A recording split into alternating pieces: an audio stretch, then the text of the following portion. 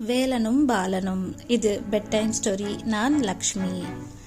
வேலனும் பாலனும் சின்ன வயசுல இருந்து ரொம்ப க்ளோஸ் ஃப்ரெண்ட்ஸாக இருந்தாங்க.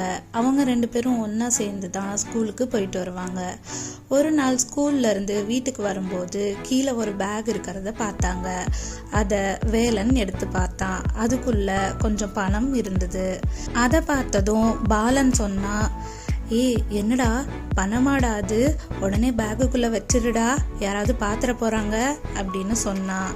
அதுக்கு வேலன், ஏண்டா இது யாருடையதுன்னு தெரியல, அவங்களுக்கு என்ன தேவைக்காக இவ்வளவு பணம் கொண்டு வந்திருக்காங்கன்னு தெரியல, நீ இதை பேக்ல வைக்க சொல்ற, அது தப்பில்லையாடா அப்படின்னு கேட்கறான். அதுக்கு பாலன், அதெல்லாம் ஒன்றும் தப்பே இல்லைடா, நம்ம சினிமாக்கு போகலாம், பிடிச்சது தினமும் வாங்கி சாப்பிடலாம், நமக்கு பிடிச்ச இடத்துக்கெல்லாம் போயிட்டு வரலாம்டா அப்படின்னு சொல்லி வேலனோட மனசையும் மாற்ற ட்ரை பண்ணான்.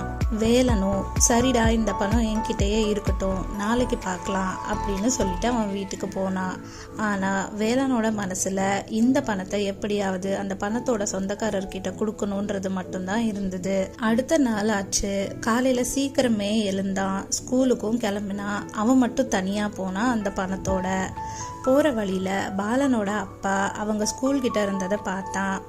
ஏன் இங்கே இருக்கீங்க, பாலன் ஸ்கூலுக்கு கிளம்பிட்டானா அப்படின்னு கேட்டான்.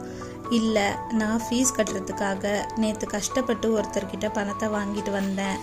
ஆனால் வீட்டுக்கு போய் பார்த்தா அந்த பணம் காணோம், அதை தேடி தான் வந்திருக்கேன் அப்படின்னு சொன்னார்.